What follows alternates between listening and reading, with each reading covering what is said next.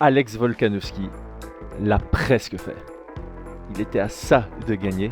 Islam Makhachev l'emporte à la décision 48-47 deux fois, 49-46 une fois, et c'est légitime, c'est mérité. Cependant, grand respect à Alex Volkanovski qui a prouvé qu'il ne devait pas être autant underdog dans ce combat, et grand respect à Islam Makhachev qui emporte le choc du pound for pound entre le numéro 1 et le numéro 2 cette nuit. Ce qu'on va faire dans cette vidéo, dans ce Chris Decrypt, c'est analyser comment Alex Volkanovski a failli battre Islam Makhachev, parce que d'un point de vue stratégique, c'était très intéressant. On voit ça maintenant. Soit.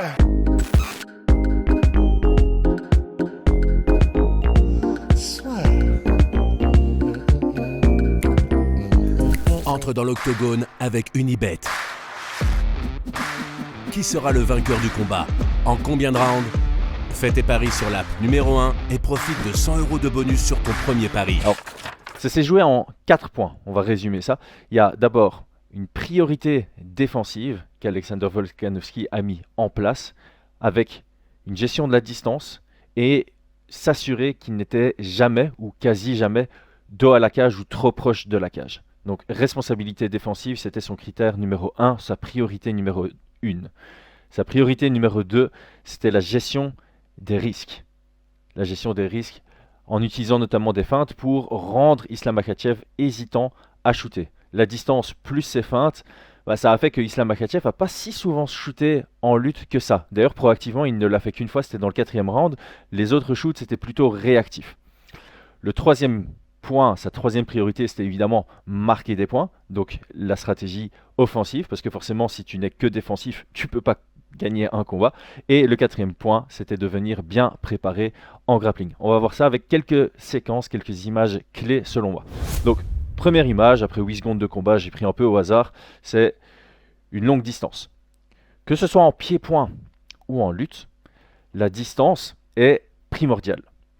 Si on est très proche l'un de l'autre, on va envoyer une frappe, l'adversaire n'aura pas spécialement le temps de la voir venir. Ça vaut aussi pour la lutte. Si Islam veut lutter, mais qu'il part de très loin, il doit casser beaucoup de distance, il doit parcourir beaucoup de distance, et plus il y a de distance à parcourir, plus ça met de temps.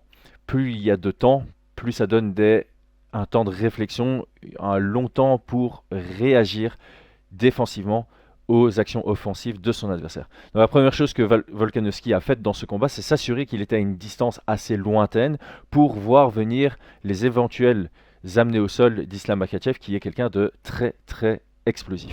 Alors j'ai juste aussi attiré l'attention ici. À l'entrée du combat, les cotes de Paris étaient vraiment, tout le monde le disait, Makhachev ultra favori. La réalité, c'est que c'était quasi un pick-em quand on regarde le combat.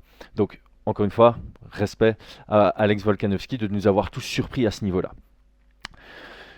Ok, on va aller à la séquence d'après. Donc, sa première priorité, comme je le disais, c'était la défense, qui se sépare en 2 points. La distance, avec des déplacements non-stop. Et le deuxième point, c'est quand il se rapproche de la cage, quand son dos... Bon, on n'a pas la cage, mais se rapproche dangereusement de la cage. En général, on dit que quand on est derrière les lignes noires à l'intérieur de l'octogone, c'est qu'on est mis sous pression. Volkanovski voulait premièrement s'assurer de ne pas continuer à se remettre dos à la cage. Et donc là, son cerveau switchait dans ces situations. C'est « Ok, je dois faire quelque chose pour reprendre du terrain et un peu reprendre le centre de la cage. » Donc, ce qu'il va faire ici, c'est très intéressant. Alors, il va avancer avec une petite feinte, mais il reste à distance. Donc là, son pied était ici, maintenant il est sur la ligne noire. Il a pris un peu de terrain. Il a remarqué que Makhachev n'avait pas eu de réaction par rapport à ça. Il n'a pas feinté ou voulu envoyer une frappe, il n'a pas voulu changer de niveau. Donc, toujours de manière très safe, Volkanovski, ce qu'il va faire, c'est un grand pas, en s'assurant qu'il n'y ait au moins pas un jab de Makhachev qui vient. Donc, contrôle de la main. Il revient en arrière, au cas où il y avait une attaque qui venait, mais ça, encore une fois, ça lui a permis de prendre du terrain. Son pied est maintenant à l'intérieur des lignes noires. Il continue à reculer, ça c'était vraiment dans l'anticipation. Je vais avancer, s'il shoot sur moi, il faut que je sois déjà en mode je recule pour recréer de la distance.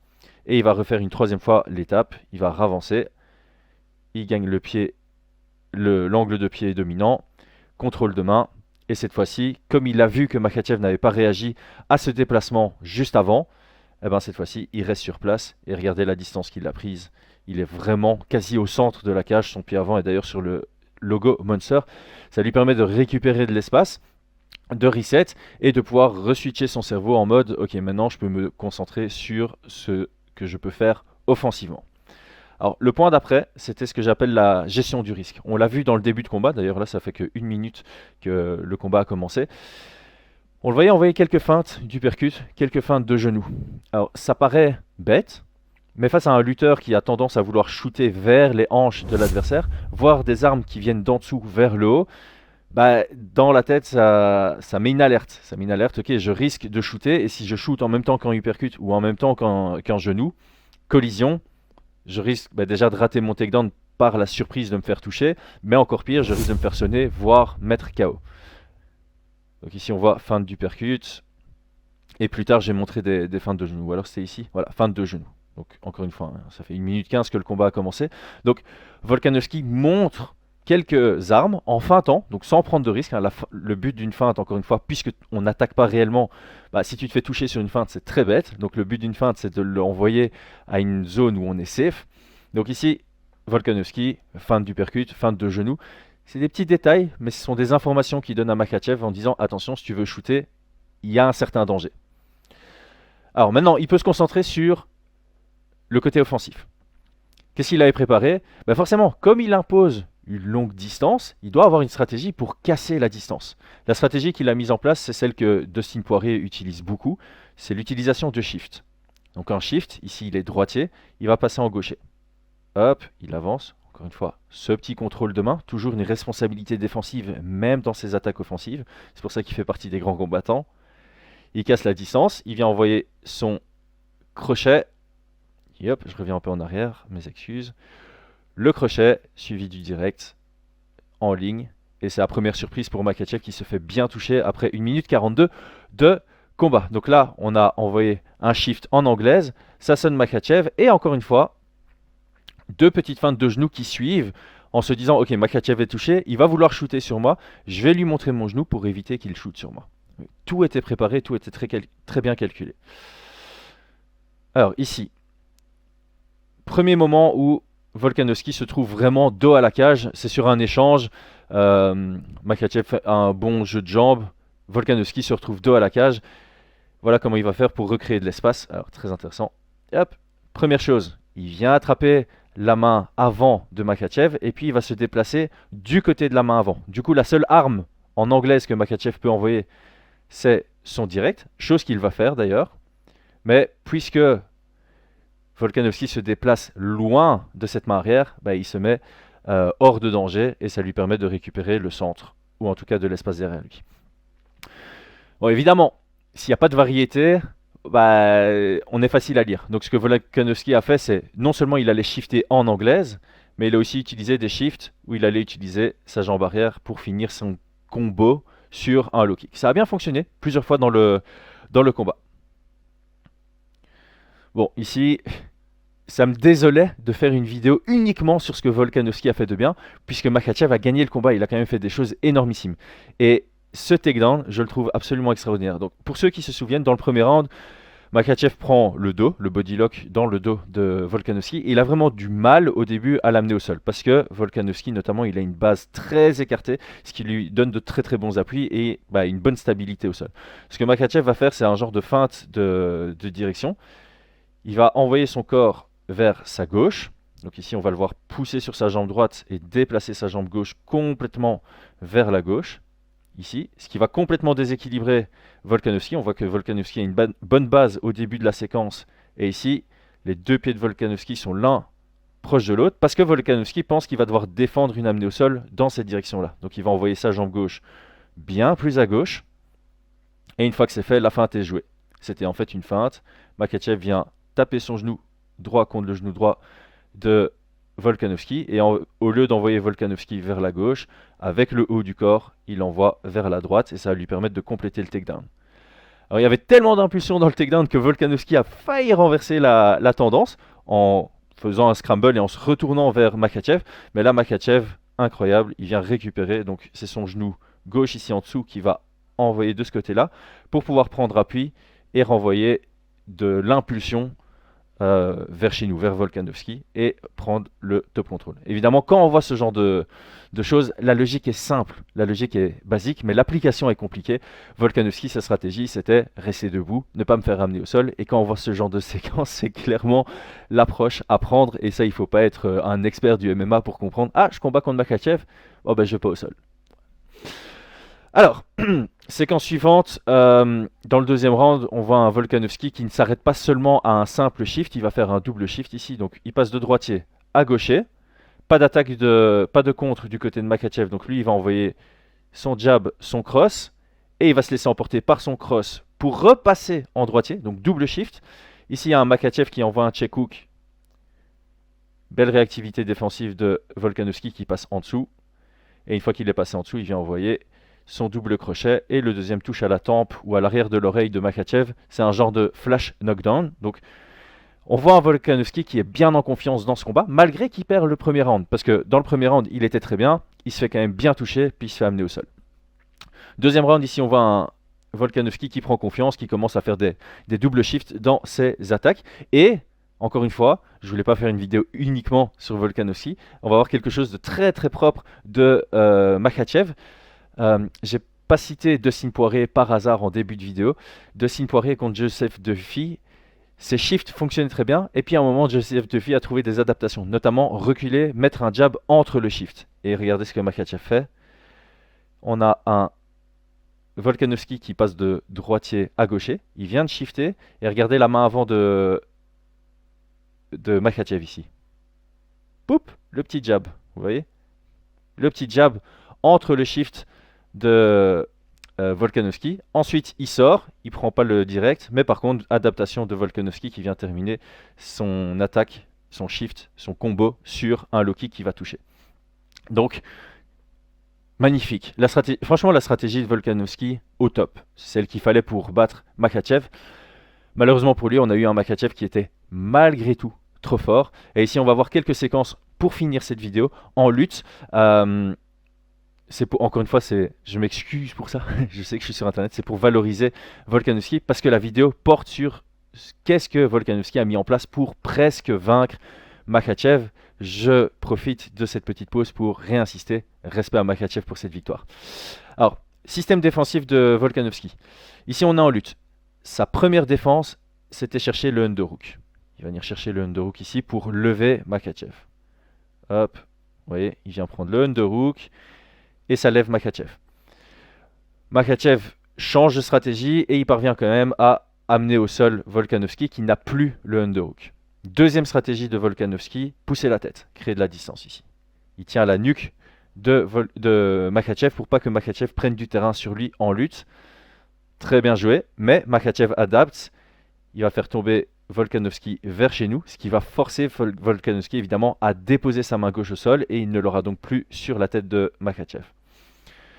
Scramble, nouvelle stratégie de Volkanovski, je vais y arriver avec les prénoms. Ne pas se faire prendre en body lock avec Makhachev dans son dos. Donc premier réflexe qu'il va faire, c'est rentrer son coude à l'intérieur du bras de Makhachev pour empêcher le full body lock.